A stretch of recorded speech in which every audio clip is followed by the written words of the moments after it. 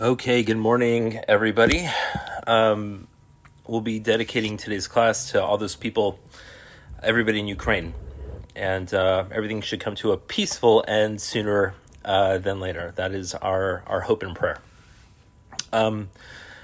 Based off what's going on over there, I have been having some conversations, phone calls with some students and community members who have posed questions of life and death situations or things like that. So I would like to discuss those topics today. And so what I would like to do is use an extreme example, and then we'll build out from there. So essentially we're going to discuss the we're at a difficult situation of having to potentially kill someone in order to save somebody else. That's essentially what we're talking about. And I like to take an extreme approach regarding Siamese twins. So you have two little children whose bodies are fused, right? We all know what Siamese children, right? We know what that is. And so you have Siamese children who are fused, and they're both sharing one or more organs. Sometimes the problem is if you do nothing, they both might die. But if you can risk a separation, right, in which case you may save the one baby at the cost of killing the other, right, due to the act of the separation itself. So this is a classic example of having to kill someone in order to save someone else. So obviously it's, especially today, a medical rarity, right? Not only is it an intrinsic rarity, but again, nowadays it almost never happens unless you're in a third world country due to lack of screening, right? Or maybe in a Catholic country potentially, where they'll almost never terminate a pregnancy. But sometimes you get conjoined twins where some of the organs are shared, but where both cannot live. So you may attempt a separation where you can save one, but one would have, right, you'd have to kill the other. So this is probably the most extreme medical ethical dilemma that we can think of. The reason that I like to discuss this is because the lessons learned from this, I think, are universally applicable. So what I like to do is share with you an analysis of a case that occurred in 1978 or 1979 in a place called Lakewood, New Jersey. And there was an Orthodox Jewish family who gave birth to two little girls who were joined in this way. By the way, here in America, right now, there are two sisters who are joined at their skull, and they can't separate them. And they're probably in their 60s now, and they've lived their whole lives like that. And they're extremely, by the way, well adjusted. One's a country singer, I think, and the other one's a nurse. And one of them said that she had a dream that she was separated from her sister, and she felt very lonely, very lonely. I think that's what you would call probably being well adjusted. There are two Iranian women who are joined by the side of the heads.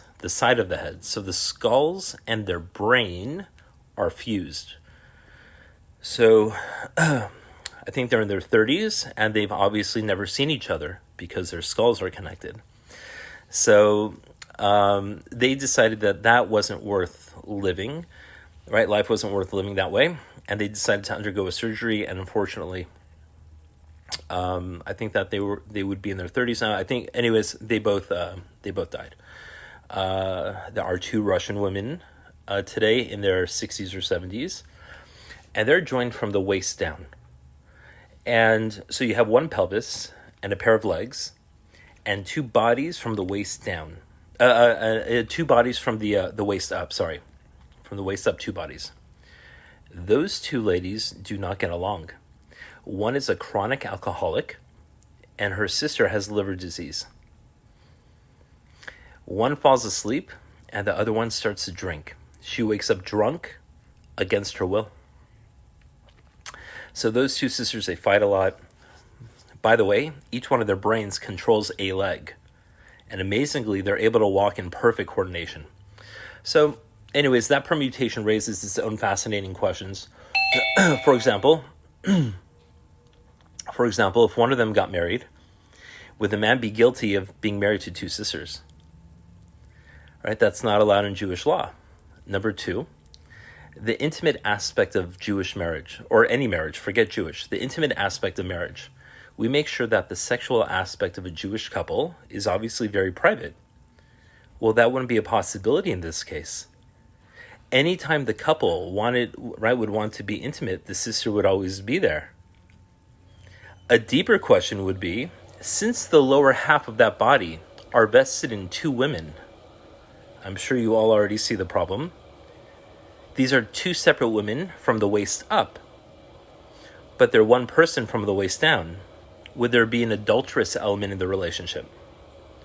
So again, these are amazing questions, which of course have been discussed by the rabbis, obviously. Okay, so let's get back to our case. So let's get back to our case. In 1978 or 1979, these two little girls were known in the press as baby girl A and baby girl B. When the girls were born, the examining doctor was surprised, but he could only hear one heartbeat. The heart was an abnormal 6-chambered heart closer to the side of baby girl B. Of course, all of you know that a normal heart has 4 chambers. So there should have been 8 chambers, but there were only 6. So there's no way that heart could have been cut. They couldn't have cut that heart. The children were flown immediately from where they were born to the Children's Hospital in Philadelphia. And here's what happened. The doctor analyzed the children and put to the parents the most agonizing question. He said to the parents, if we do nothing, these little girls are going to die. The reason for that was that the heart was adequate to support the circulation of the two girls, of the Siamese twins, when they were small. But as they would begin to grow, the heart wouldn't be able to supply the adequate output for both bodies. And the heart would go into high output failure, as it's known. As a matter of fact, when they were 21 days old, I think, they went into heart failure, and they were put into intensive care. And it was very clear that within a few weeks they would ultimately degenerate and they would die. So the doctor was very clear about that and said to the parents, if we do nothing, both of your little girls are going to die. And the doctor said, let me try and save one of them. And the heart, obviously wrenching option, he said, was, let me try and separate these twins, and baby girl A will die, and we will try and save baby girl B. So this part's important. So please give me a quick yes or nod if we are all together so far. Okay. So the parents went to their rabbi. That rabbi went to his rabbi. That rabbi went to his rabbi. And it went all the way up to the door of Rabbi Moshe Feinstein. Who was Rabbi Moshe Feinstein? Probably the greatest halachic authority in the world at that time. And he was 86 years old.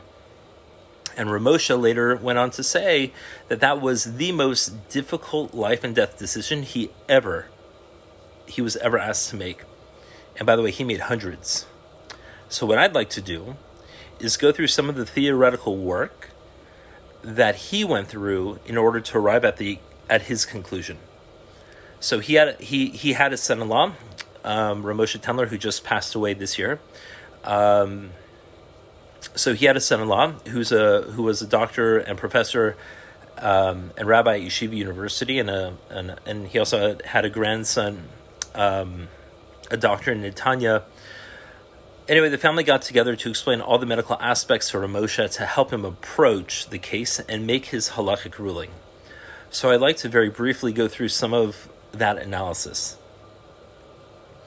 Before we begin, I'd like to ask you all a question. Why are we thinking about killing a child in order to save a child? I can think of at least 4 better options. Again, I'm asking you to use your brains right now, not just to listen to me. So how could we save both? Okay, I want you to type in a 1-word solution or 2 words of how we could have saved both babies. I'll give 5 seconds. Exactly, Myrna. A heart transplant. Yes, perfect. So why not just leave the heart inside baby girl B and transplant an infant heart into baby girl A? Exactly. So that's obviously the most, yeah, exactly, Jenna, exactly. So that would be the most obvious solution. That was not an option back then. The reason is this case took place in 1978 or 1979, and the first time that a baby's heart was transplanted was in 1986. The first transplant for an adult took place in 1967. So these were the early days in regards to transplants, and no one had tried transplanting a baby's heart at that point. And even if the technology was available, finding a newborn heart, that's pretty difficult. Anyway, this was not even considered. So what else could you have done for baby girl A?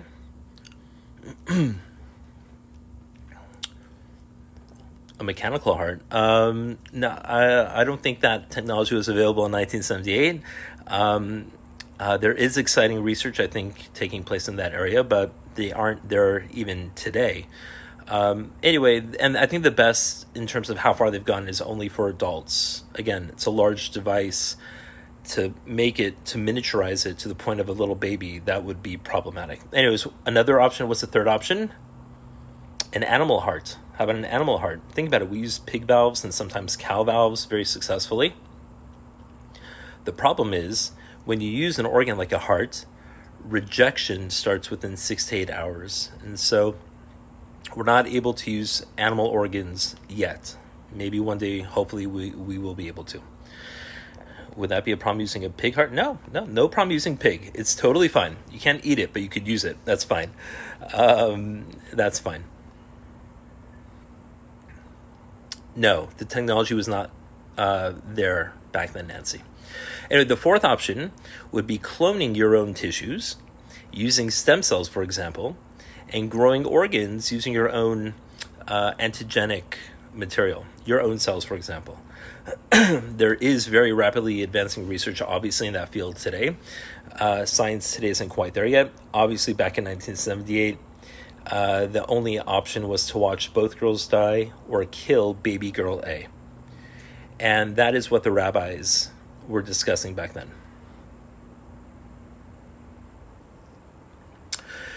Myrna, I don't know. We don't have King Solomon today to make that decision.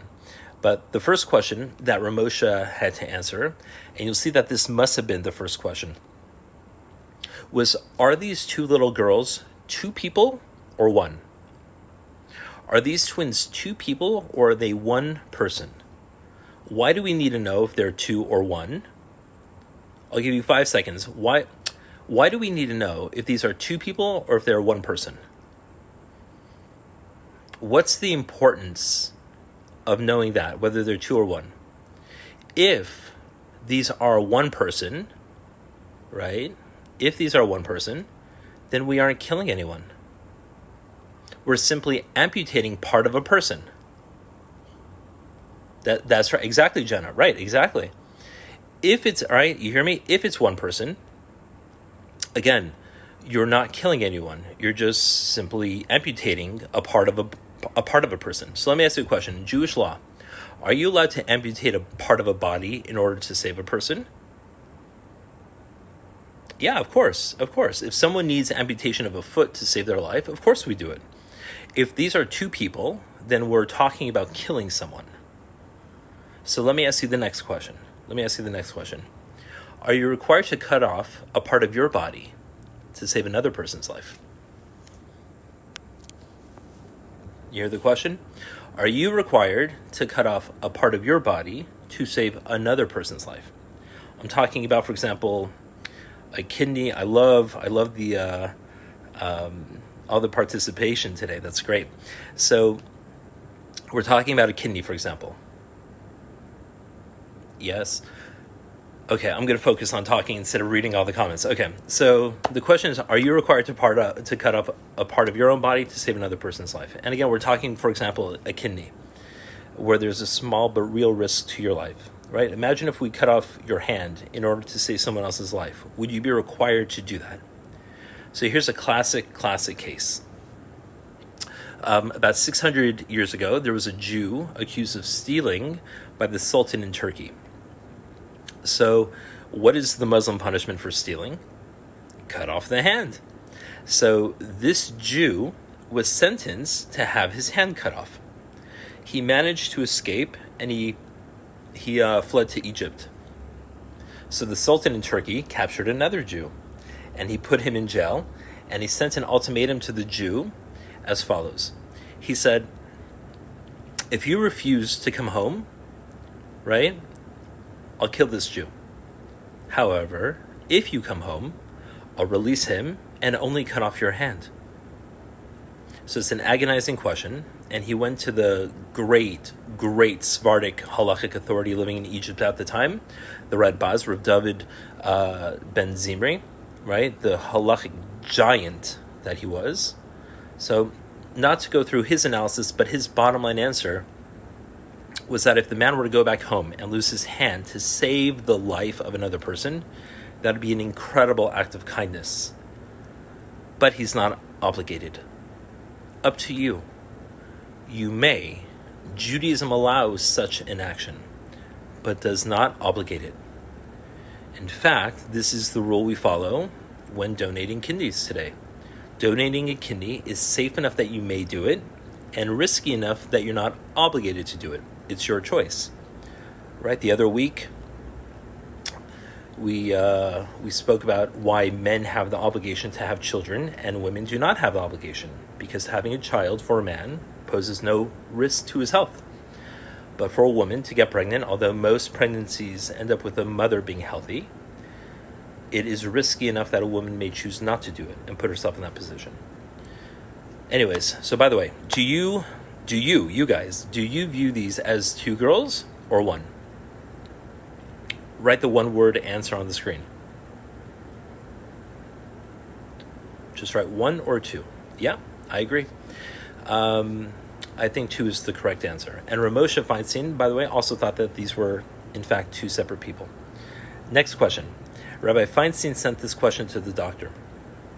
And he said, Doctor, are you preparing to operate, right? He said, you're preparing to operate to save baby girl B and kill baby girl A. Why? Why are you doing that? And the doctor said, because that's the feasible way from a surgical perspective. Why is that the feasible way? Because the heart is more so in baby girl B. It's right, it's close to baby, it's in baby girl B. And Ramosha said, but if you wanted to, could you reverse your decision and save baby girl A and kill baby girl B? So Ramosha asked, could you switch your decision if that's what you wanted to do? And the doctor said, ask the aged rabbi why he wants me to perform the surgical impossibility, essentially saying he couldn't do that. It's either B or nothing.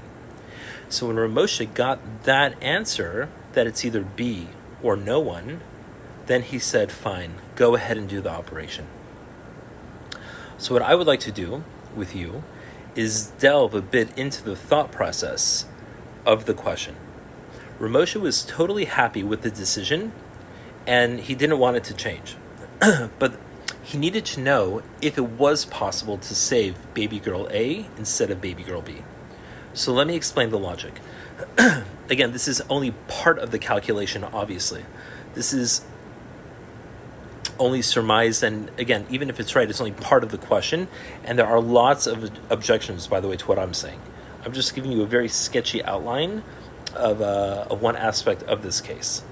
So we have a law in Judaism called rodef. Rodef means the law of the pursuer. When cut down to its basics, it says this: when you see someone trying to kill somebody else or rape somebody else, heterosexual or homosexual, makes no difference. We'll stick with murder for our case, but you see someone trying to kill somebody else. All those, again, being equal. We aren't talking about a policeman in the line of duty killing a wanted criminal. We're not talking about that. Like all things in Judaism, we're pretending artificially that all else is equal. Okay?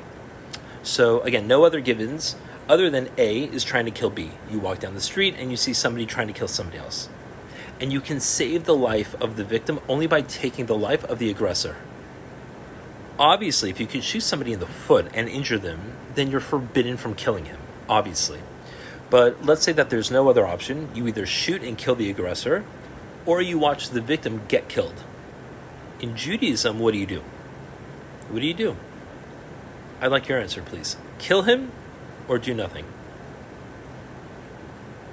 Again, are you allowed to kill him or are you obligated to kill him? Give me one word. Yeah, Jenna, that's right. Now, what is the commonest application of this law? What is the commonest application of this law? Not allowed, required. Murder, not allowed, required.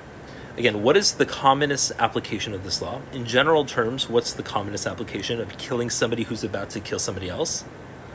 Self-defense, right? When A is trying to kill B, and B happens to be you, right? You can preemptively kill A. And again, this is common law in all Jewish dictums. This is not a chiddush, right? This is common. Again, you're allowed to act in self-defense. However, Judaism goes one step further. Judaism says, if someone's trying to kill you, you can kill them. Even more than that, if they're trying to kill someone else, not you, they're trying to kill someone else, you should kill the aggressor in order to save the life of the victim. What's the commonest medical application of that? A pregnancy that threatens the life of a mother. Now, we could do a class on this, but today we're not. We're not going to go into the depth in terms of a discussion regarding abortion and the distinction of whether it's the fetus that threatens the mother or the mother might be super fragile in terms of a medical situation that the pregnancy happens to aggravates. So there's a lot to talk about in those situations. But when the embryo or the fetus endangers the life of the mother, the Mishnah is very clear. The Mishnah says that in Jewish law, you sacrifice the fetus in order to save the life of the mother, right? Before the birth has begun. Let me make that clear. Before the birth has begun. If the birth process has begun and the head of the child has been delivered, okay, so the head is out, or the legs and half of the child's body have been born, and the mother and child then have equal claim to life in that case. You may not sacrifice one in that case to save the other. But when the child is exclusively in the body of the mother, in Jewish law, it's very clear that we are in fact sacrificing the baby in order to save the life of the mother. And in such a case, the Rambam, Maimonides,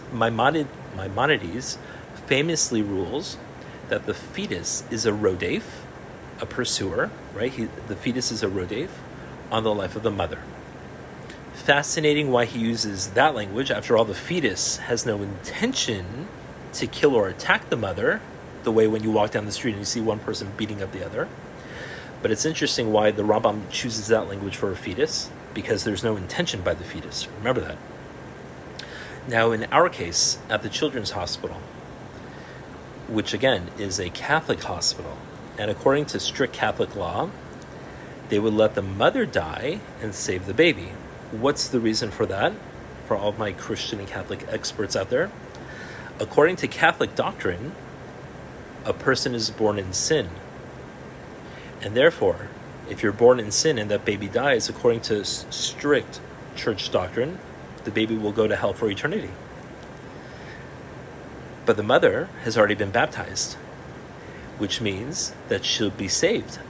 And therefore, according to Catholic doctrine, since she's guaranteed a place in heaven, right, then it makes sense to let her die and save the baby to ensure that the baby gets baptized.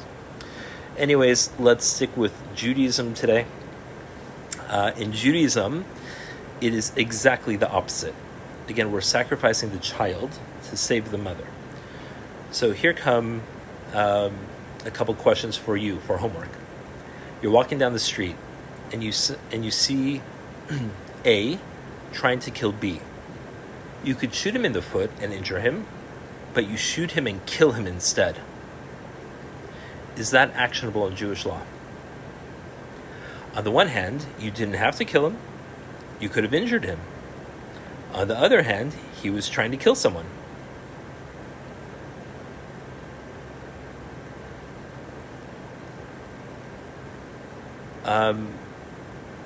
Myrna, I'm not really sure what you're saying, but I want to stay on topic here. We could talk about that after class if you want. So here comes question 2 for homework. Again, what was, the first question was, you see somebody trying to kill someone else, you could injure him, but instead you kill him. Is that actionable in Jewish law? Okay. All right. And question 2, part B. Okay. You're walking down the street, and someone tries to kill you. You could injure him, but you kill him. Are you guilty of homicide in Jewish law since you killed him when you could have injured him? Or are you free because he was trying to kill you? Okay, so those are the questions for homework. And I hope that these questions keep you up all night tonight. So this is not so simple.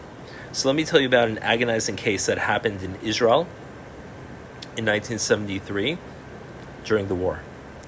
There was a case of Israeli soldiers being fired upon by other Israelis.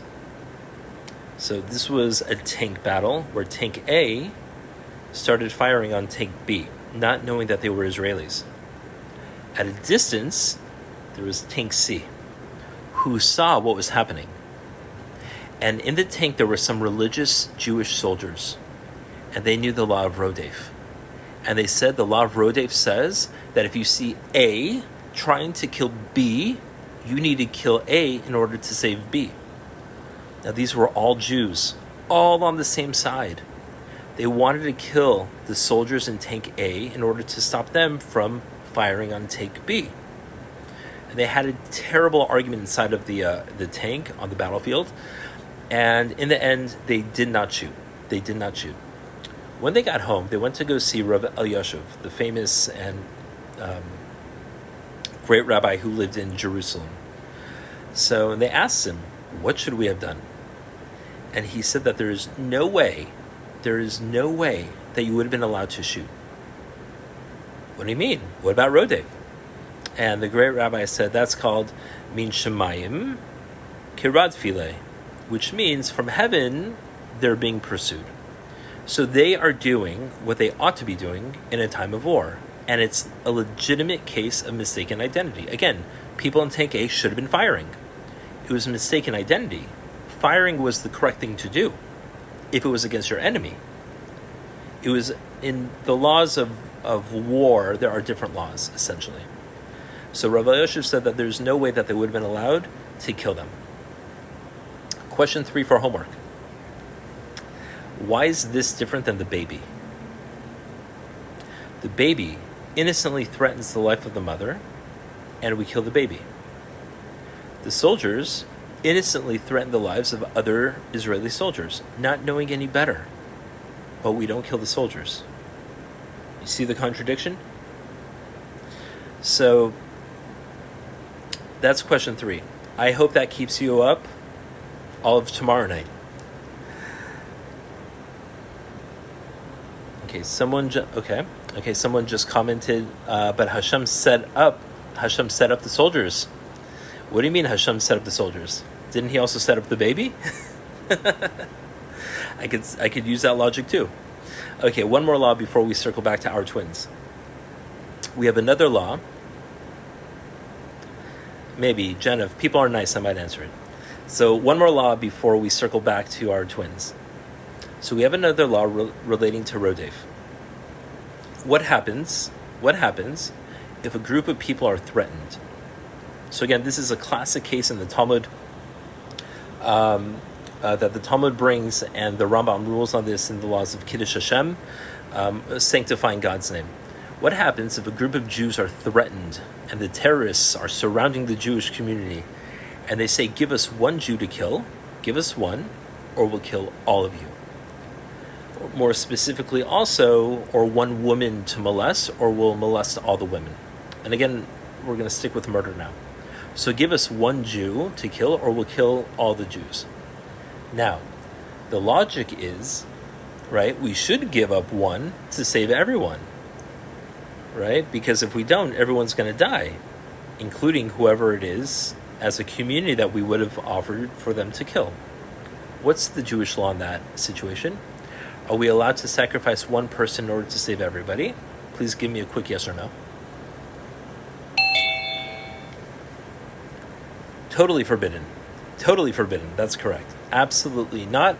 100,000%. It's absolutely forbidden. There is no argument about it. It is unanimous agreement in Judaism. Even if 100 people die, that's God's problem. Now, if someone voluntarily runs out and offers their own life to save everyone else, obviously a very meritorious act. The Talmud documents cases like that, by the way. If one person gives their life, it is a very meritorious act, and you may choose to do that. However, there's no obligation to do it. But we are not allowed to sacrifice one life. We're not allowed to pick you, right? I could say, I'll run out there and do it. That's fine. So if the terrorists, by the way, name a name, if they name a person, that is a totally different situation. If the terrorists specify someone, right? That's called yichdu. They specify the person whom they want. They say, we want Smith. He's our problem. So there's a fascinating debate in the Jerusalem Talmud called Trumas, in the 8th chapter, I think. Anyways, you could spot check me on that. I might be wrong, but I think I'm right. Anyways, a debate as to whether you may give someone up, right, who's been specified. So for lack of time, we're not going to focus on that. And according to most of our commentaries, the outlook is if someone is specified, okay, we are now no longer required to make a choice. The choice has been made for us. In our first case, where we have to make the choice of the person, right, we're not allowed to do that. Right? There it's Hashem's problem. But if they tell us that they want a specific individual, now we're no longer making a choice. This is a dead man walking. He's already been earmarked. So he's for sure gonna die. There's no possibility that we could have chosen someone else. So that's a debatable case within the Talmud. Nevertheless, what I want to extract from this is, if there is specification, there's at least an opinion that says that you may give that person up. By the way, we do not rule that way. We do not rule that way. So let's be clear about that. We don't rule that you can kill a person. But at least there's a position like that in the Jerusalem Talmud whereas a person not specified, again, you may not. Why are we discussing this with respect to our twins? So let me make it clear. If these two little twins are Rodfim, right, they're pursuers. They're the aggressors attacking the mother, okay? So if these two little twins are Rodfim, one twin is attacking the other twin, for example, in this case. Let's say A is an aggressor toward B. Perhaps we could say that B could have A killed in order to save her life. Maybe A is like the fetus threatening the mother. So that's our general direction of thinking. If the doctor would have told Rabbi Feinstein that he could operate in either direction, then Rabbi Feinstein would have said, you can't make that choice. Hands off. But when the doctor said there was no other way, there was no way that he could have saved baby girl A. It's either B or both of them die, right? Then we could possibly find a way to say that A is the aggressor toward B, and we could stop A from taking B down with her. We all together so far? Again, if it's a mutual aggression, that's a totally different ruling, and we could not make that choice. But if it's not mutual aggression, right, if it's A attacking B only, because there's no way we could reverse the surgery, God's made the decision for us, then we could possibly say A is the aggressor on B. Rabbi Kiva Eger says the law of Rodef does not apply in mutual aggression. In other words, if you walk out at high noon and you see a duel with two guys drawing their guns, right? They can kill each other, right? You cannot kill either of them because the law of Rodef does not apply over there. It applies only when there's an aggressor and a victim. In fact, if the baby's head is already out, right, then the baby and mother have equal claim to life, then they can fight it out. The mother may kill the child in order to save her own life, but we cannot step in and kill one or the other, because at that point they have equal claim to life. Okay. That is one outlook. Of course, you all already recognize one of the weaknesses of this outlook, I'm sure. One weakness of this theory is, how can you say A threatens B like a fetus threatens the mother? Again, we only rule that a fetus, right, threatens the mother in that fashion when the child is not yet born. But baby girl A is already born and in the world. I'm sure you see the weakness. So in fact, this is the attack leveled at this analysis by a rabbi who is Rabbi Povarsky. And of course, there's a fascinating discussion, and I'm only skimming the surface of that discussion. So let me wrap it up and tell you what happened. Ramosha took 11 days of debating the question, and he had the luxury of 11 days because the hospital was putting together a team and solving technical problems. The hospital had many problems. One was that although the priest okayed the surgery, the Catholic nurses over there refused to take part. They said that they found themselves emotionally unable to go into an operating room and watch a child being killed. And so the hospital had to put together a team of volunteers. So there were many technical problems that had to be addressed in order to successfully pull off this surgery. During the debate, while the hospital was getting ready for the surgery, Rav Moshe was asked many questions. One young rabbi asked Rav Moshe, "Rabbi, what happens if two men are coming down by a parachute, and the parachute of one fails to open? So he grabs his friend's leg, but due to the weight, the parachute starts to rip. Is the man with the parachute allowed to kick his friend off to a certain death? Is the heart like a parachute?" Another question. Two men are traveling in the desert. One of them has a bottle of water. There's enough water that if he drinks it all by himself, he'll get back to civilization and he'll live. Whereas, if you share it with your friend, neither of you will survive. You'll both live until tomorrow, but you'll both end up dying of thirst in the desert. But if you drink all the water by yourself, he'll die today, but you'll survive and make it back to civilization. This, by the way, is a classic argument in the Talmud, and we rule according to Rabbi Akiva's opinion, which is very clearly definitive, and that is that the one who has the water, right, in their possession, he or she drinks it. Is the heart like the bottle of water? So again, all these precedents were raised. Question 4 for homework, by the way. What happens if nobody owns the water? What if neither owns the water? Okay, you land with your airplane and you have a bottle of water and you drop it in the middle of the desert and then you fly off. So there are two people in the desert, and the question is, do you give the bottle of water to one person so he can live? Or do you give it to both of them so they can share, live a little bit longer, but they'll both die in the desert? The logic of the question is this. Why does the person who owns the water drink it in the Talmud? Is it because it's better to save a life? Or is it because it's his water? Do you see the problem? And therefore, the distinction would be, if I'm in the desert with a bottle of water and there are two people, do I share it out because no one owns it? Or do I flip a coin and give it to one because, again, the operating principle is we want to save a life? Anyway, I hope that you find that interesting and that keeps you up. What are we up to now? All of in 2 nights or 3 nights from now, whatever we're up to. Anyway, eventually Rav Moshe authorized surgery, and let me tell you what happened. Oh, by the way, there was an amazing court case. This was out of the world. Listen to this. If this doesn't move you, you ain't got no hope. So the doctor was concerned that if he operated in such a way that if he killed one of the twins under Pennsylvania law, someone would charge him with homicide.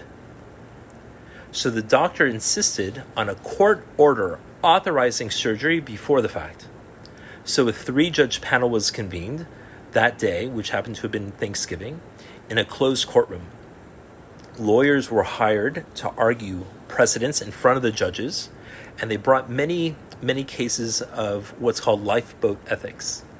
People on a lifeboat, and therefore, right, and there wasn't enough food. So they starved someone, and they threw someone overboard. But there are classic cases of eating people. The famous case of, I think his name is Robert Parker. 2 old men killed and ate a young cabin boy named Robert Parker. And they survived. And they were reported for murder and cannibalism. Anyway, these were the kinds of cases. And eventually, the court approved the surgery.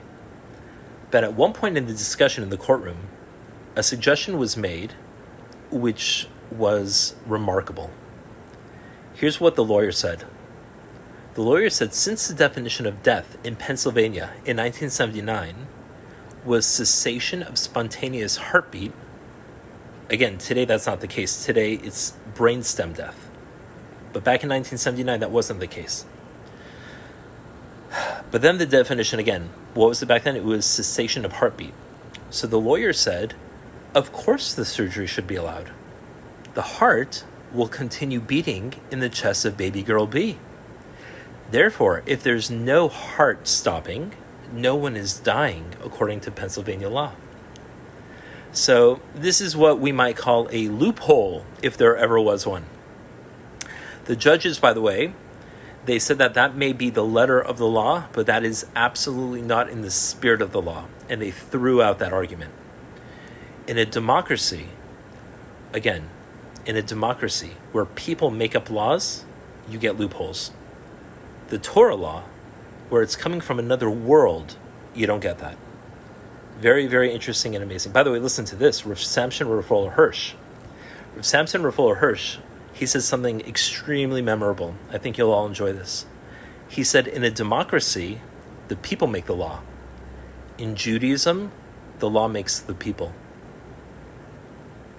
Anyway, let me tell you what happened and we'll call it a day. So surgery went ahead. A team of surgeons opened the children's chest, and the doctor tied off the major vessels of baby girl A. Obviously a very, very emotional moment. Baby girl A died immediately. The heart continued beating, although it wasn't clear that it would. Baby girl A was handed back to the family before sunset, and she was buried on that day. Okay. Yeah, what happened to baby girl B? I'm going to tell you what happened to baby girl B. So, unfortunately, she died 47 days later. And amazingly, she died from hepatitis B that she caught from one of the blood transfusions during the surgery, which is obviously an absolute tragic situation. I'm going to give you a bonus question. This is a question that was asked to the Chazon Ish. So there was an Israeli man driving down the Golan Heights, and his brakes didn't work. Well, he was Israeli, so he never tried his brakes before, but his brakes didn't work. And he's driving in a way where if he went straight, he would crash into a group of 10 people waiting at a bus stop. But if he turned his wheel, his car would go to the side, but he would kill one bystander. He'd kill one person. Again, what should he have done? Should he have gone straight and killed 10 people, or should he have turned his wheel and he would have killed one person? So the Chazon Ish, now we don't know what he did, but the Chazon Ish was asked this question, and he said, I think he should have turned the wheel. And so the Chazon Ish had very, very brilliant students. And one of the students said, excuse me, Rabbi, we know that you're not allowed to, if somebody says, here's a gun, kill one or we'll kill you all, you say you do what you have to do, but you can't kill one for the sake of, right, for others. But you're saying that he should have turned the wheel to kill one to save others. What's the difference between the gun and turning the wheel to kill one to save 10? And the Chazon Ish said that there's an intrinsic difference. This is the mind of the Chazon Ish. He said the action of pulling a trigger, of shooting, that act of pulling a trigger, that is an act of murder. But when your car is going toward 10 people and you turn the car, the action of turning, that's an act of salvation. The fact that there happens to be somebody standing there, that's unfortunate. But the action of turning the wheel, that's an act of salvation. Again, just to crystallize this, right? You go into a hospital. You're going to visit mom, and there are nurses who are saying, we have 5 patients who are going to die. They're all in organ failure, different organs, and you walk in and you're perfectly healthy. And the doctor says, no problem. Kill her. We'll take all the organs and we'll save 5 people. Can you do that? Obviously not, because that's murder. So when it's murder, it's absolutely forbidden. But when it comes to an action of salvation, turning the wheel, possibly. Here's how we think in Judaism. In all of Talmudic analysis, whenever you have 2 ways of answering a question, the Talmud always asks, why bother giving me 2 solutions? Just give me one that works. The Talmud answers because whichever answer you take makes a difference. When you study Talmud, you're not allowed to ask a question unless it makes a difference. Again, when you study Talmud, you learn how to think. The Talmudic language is l'may nafka mina. For example, I'll ask you, how do I get downtown? You say, well, you can take a taxi or a train. Why are you giving me 2 solutions? The answer is one's expensive and one's cheap. One is slow, one's fast. There must be a difference. Anyways, I appreciate all of you being here today. I want to wish you all a wonderful Shabbat. And